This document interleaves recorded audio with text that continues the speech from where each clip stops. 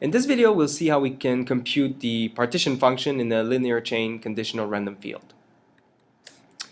In the previous video, we've introduced a notation that separated two types of log factors: the unary log factors, which only depend on the label at a specific position, and the pairwise factors, which depend on a pair of adjacent labels in a sequence. And if we take this general notation, then we can write P of y given x, so the probability of a label sequence y given a sequence of inputs x, as just the exponential of the sum of the unary log factors plus the sum of the pairwise log factors. So by taking the exponential, we know that this term is going to be positive, and then we can divide by a partition function, which is or a normalization constant, which is just the sum of the numerator over all possible sequences. And then by doing this, then we are guaranteed that this is a valid distribution. It sums to 1, and the terms are non-negative. So imagine we actually wanted to compute that expression. So for a given sequence of inputs, we're considering a particular sequence of labels, and we want to know, according to our conditional random field, what is the actual probability of that label sequence being associated with the given input sequence. So computing the numerator is not too complicated. It's linear in the number, in the size of the sequence, linear in capital K. Now we have this partition function, this normalization constant, which for which I give the expression here explicitly.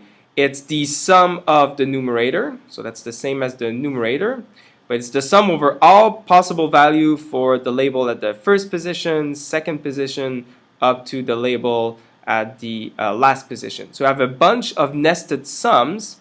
And so if this is if there are capital C classes, then this is a sum over C times capital C times capital C. So K times the product of C terms. And so that would be C to the capital K. So this is an expression that requires a sum over an exponential number of terms, which for long sequences, for large values of K's, that's going to be problematic. And so that's if we did a naive implementation of the computation of the partition function. However, as we'll see in this video, we can actually exploit the special linear chain structure in a linear chain conditional random field to write a dynamic program that will allow us to compute the partition function in polynomial time instead of in exponential time with respect to k, the length of the sequence. Oh, I also want to mention that, so notice I'm using y prime here. That's to distinguish between the variables that correspond to the labels over which I'm summing in the denominator in the partition function. So distinguish those from the labels y here, which are the labels for which I'm evaluating the probability, according to my model, that this particular value of the sequence would be observed, would be associated to a given input sequence. Okay, so this is just to mention that this is a separate variable in my expression. All right, so what we'll do is that we'll just reorganize the terms in the partition function, and then we'll notice that we can compute progressively different parts of it in sequence, and then to be able to get compute the value of the partition function much more efficiently.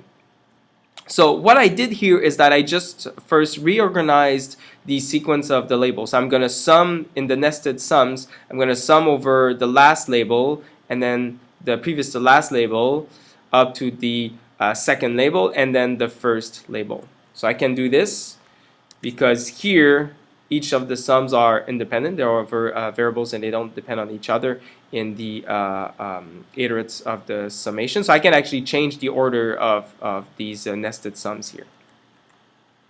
So that's the first thing I did here. And then the second thing that we'll notice is that, well, when I'm performing the sum, when I'm iterating over y prime 1, the first label, so I'm summing over the exponential of the sum of normally all of the log unary factors and pairwise factors. However, within this sum of factors, there are only two factors that only depend on y prime 1. There's the associated unary factor, and then the pairwise factor between y prime 1 and y prime 2. All of the other factors in the sum that's into the exponential do not depend on y prime 1. So because the exponential of a sum is the product of exponentials, I can separate out into this term here and then the exponential of the sum of all the other log factors. And then I can take this factored, so this constant exponential of the sum of all the other factors and push it out of the sum over y prime 1, and so push it into the other outer nested sum. So that's what I've done here. I've taken all of the other terms and they're going to appear elsewhere in the expression. Now let's look at this sum here. I'll remove a bit of ink. Now I can actually compute this expression if someone gives me a value for y prime 2. So notice that y prime 2 is being iterated in this sum here. So if you tell me, well, compute this expression for y prime 2 equals 1, say, well, I can actually compute this efficiently. It's just an iteration over all the labels that y prime 1 can take. And now I could repeat this computation, performing this sum for each possible value of y prime 2 in the outer sum here. And what I could do then is actually store the result into a vector. So I'm going to call this vector alpha 1, and it's going to be, index is going to depend on alpha prime 2. So you can think of this as a vector. You could think of it as a function as well. But because there's a finite number of values for y prime 2, you might as well think of it as a vector, or just an array that contains all of the values of this sum for the different potential value of y prime 2. So at this point, I could just pre-compute this sum for all potential value of y prime 2, which I'll need this summation here when I perform the sum over y prime 2, because the sum over y prime 2 is the exponential of, again, only the log factors that depend on y prime 2, that is the unary factor, this pairwise factor between y prime 2 and y prime 3, times this sum here. Now, because I've pre-computed it, I can just multiply instead by alpha 1 y prime 2. And so again, if you give me, using the same reasoning, if you give me a particular value of y prime 3, I can now compute this whole expression using what I've pre-computed before. So I'm going to call that alpha 2 y prime 3, so that's the sum over y prime 1 and y prime 2, so that's why we have a 2 here, given a specific value of y prime 3. And to perform this computation, now notice that I'm using the alpha 1 y prime 2. So this is multiplied here. So this is times alpha 1 y prime 2. And then I can continue like this, performing all of the sums that are nested until I reach the term which I'm going to call alpha capital K minus 1 of y prime capital K. So again, I'm going to just go up like this, each time doing a summation over the current label of an expression which is going to depend on the pre-computed sums over the previous label.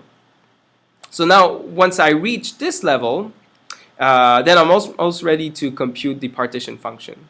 The partition function is going to sum over y prime capital K, its possible values, from 1 to capital C, of the exponential of the unary factor that involves y prime capital K times, well, this whole expression here, which at this point in my computation is stored into the vector alpha capital K minus 1 indexed by the value of y prime K. So again, I can perform this sum where I just iterate over y prime capital K of the exponential of the unary factor involving y prime capital K times the value in my stored vector alpha capital K minus 1. And performing that computation gives me the value for, finally, the value for the partition function, or the normalization constant. Okay, so this is the rationale behind the algorithm for the dynamic program algorithm for computing the partition function. So let's look at the pseudocode for this.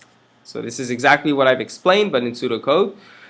So first, actually what I'm going to do to organize my computations is that each of the alpha vectors, I'm going to store them as a column into a two-dimensional array. So this here is going to be, this column is going to be alpha 1, alpha 2, alpha 3, and so on until alpha capital K minus 1. That's the last alpha that I need. So I initialize the first column of my array by computing the alpha 1 vector. And as we've seen, the alpha 1 vector, what I need to do is iterate over the value of y prime 2 and then compute the sum over y prime 1. This sum here of the exponentiated unary plus pairwise factor.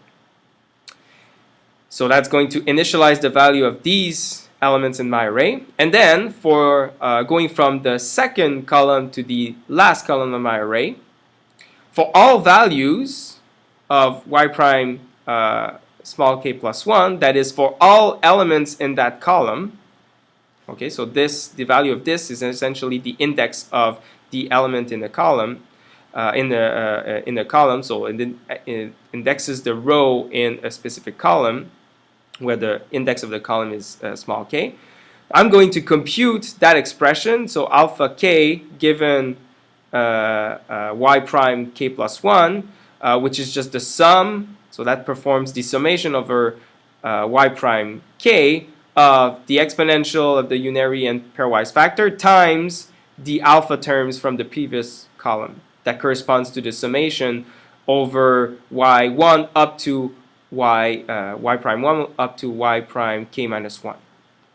So I do this, so here we have an illustration of what that corresponds to. So 2 here, it would be the value of y prime k plus 1 in a given iteration for a given value of k.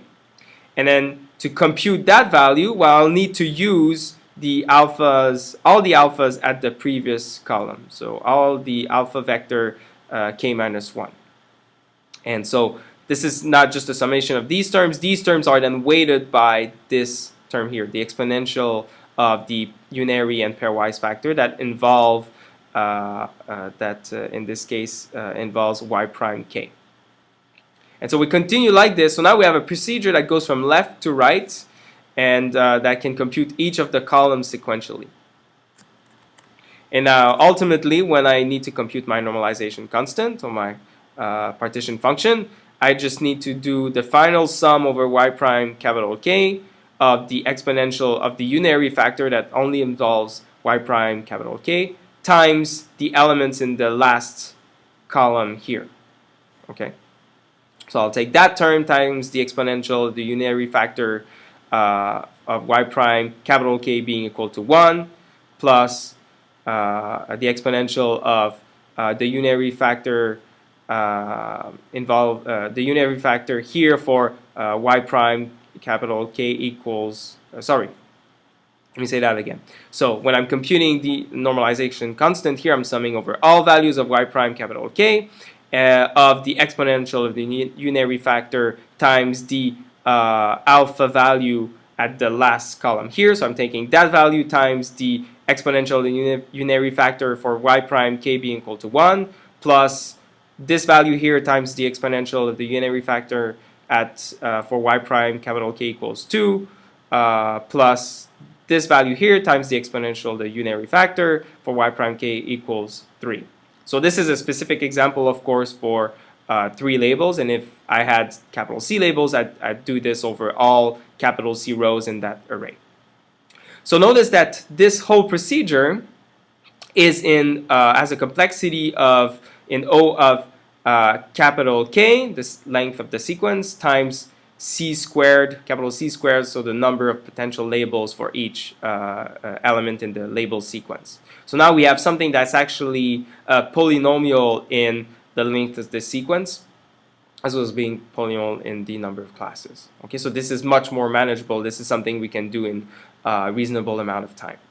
And so we get this complexity because we have to iterate over a number of values that's in O of K, and then for each value of the label at K plus 1, there are capital C values, such values, we have to perform a sum over the value of y prime k, so the label at position k, and there are c such values. So we have c times k, so that's k times c squared. All right, so that's the pseudocode for computing the partition function, and at the same time computing this alpha table, which, as we'll see, will also be useful for performing other types of inference. Turns out we could have actually done the computation from the last position, so summing over the last label, and then finally summing over the first label instead. And that's because, again, we can, in the summation over all potential values for all labels at any place in the sequence, we can instead, we can change the order of these nested sums like we want. And using the same argument, then I could instead perform the sum over the last label, assuming a particular value for the previous to last label, and I'd store that into a vector, which I'm going to call a beta vector. So that's beta capital K is when I'm performing the sum over y prime capital K. And then using that value, I could perform the sum now over the previous to last label, and I'm going to be reusing what I've computed before. And then similarly, I have this beta value instead of the alpha value times the exponential of the unary factor plus the pairwise factor, but now here over where I'm performing a sum over the previous to last label. And I can continue like this for all labels, and then until I reach the sum over the first label, where I just have to take a sum over the value for the first label of the exponential of its unary factor value times the beta value, so beta 2 value for the given value of y prime 1 in the iteration for the sum.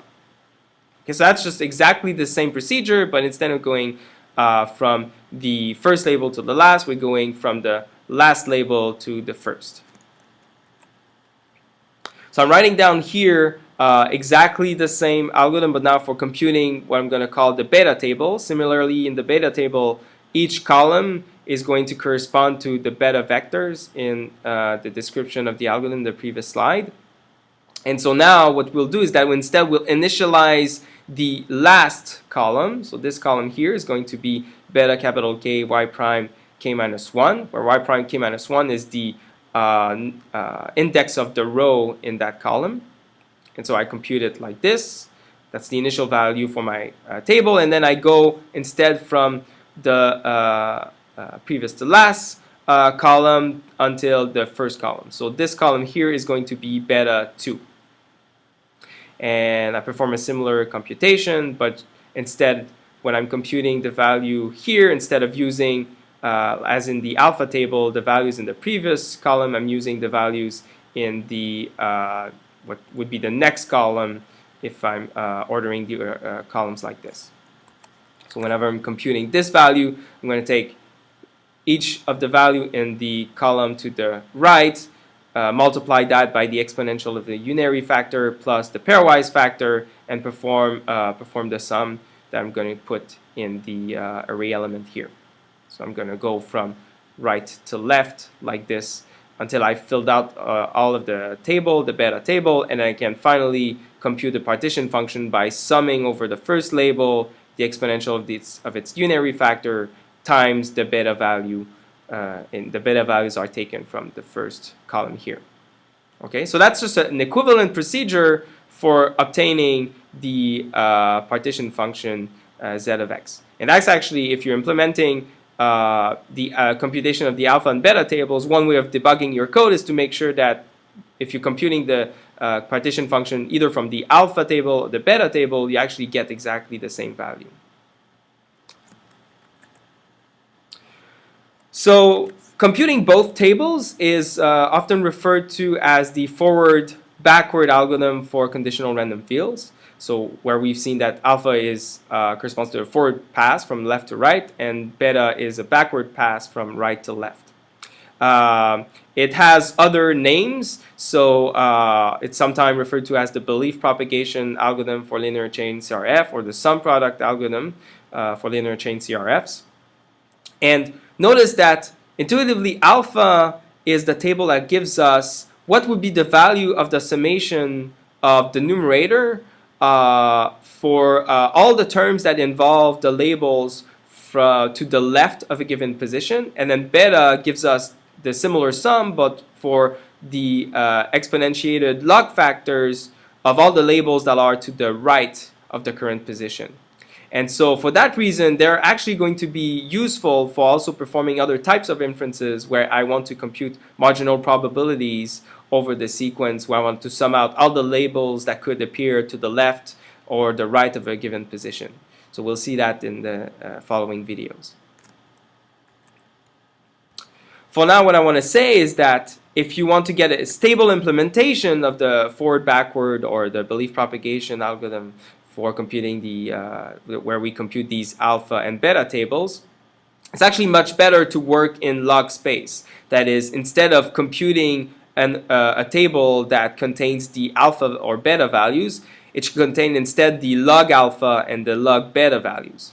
So if we look at our recursions, it just means that whenever we're computing alpha, instead we'll compute log alpha, which will correspond to the log of the expression we had before, the sum over the exponentiated log factors. And then now usually we would have times an alpha here, and we would have this term here. But because now in this procedure where we're working log space, what we have is actually the log alpha values.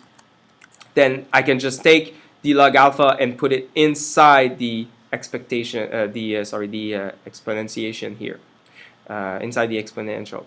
Okay, so if I have this, then the exponential of that would indeed be alpha. It would be equivalent to multiplying by alpha here. And similarly, we introduce the log beta into the exponential for the expression for the update value in the forward or backward pass. In this case, the backward pass for the beta table. So that's one part of getting the stable implementation. The other thing, however, is that whenever we're computing the log of a sum of the exponential of a set of terms, this expression or this operation, log sum x operation, can actually be unstable if one of the exponentiated term is actually quite large, because then we get the exponential of a very large term, and we might get numerical precision problems.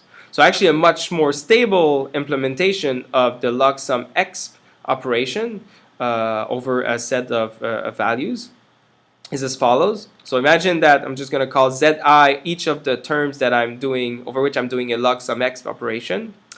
It turns out that this is equivalent to just taking the maximum value amongst all the zi values and then adding the log of the sum of the exponential of zi minus the maximum, which is the same max as here. So essentially I've taken out that maximum term here and I've pushed it in front here. And the advantage for this is that if I take the exponential of each zi minus the max over all zi's, well, then this term can only be either 0 if zi is the maximizing zi, or it's going to be negative. And the exponential of a negative number is going to be smaller than 1. So this term will be relatively small. So we won't get an expression where computing numerically just explodes and we get something like an infinite value in terms of the precision of the machine. And so I'll let you do as an exercise why this expression is equivalent to this. But what we're essentially leveraging is the fact that this here is actually a constant. And then I'm leveraging also the fact that the sum, the exponential of a sum is the product of exponentials. And then if you leverage these two things, then you see that this will cancel out with that term, and then you just get exactly this term here. All right, so this is actually very important. If you want to implement belief propagation or forward-backward algorithm in a linear chain CRF, you really ought to use this stable implementation that works in log space and implements a stable version of the log sum x operation here.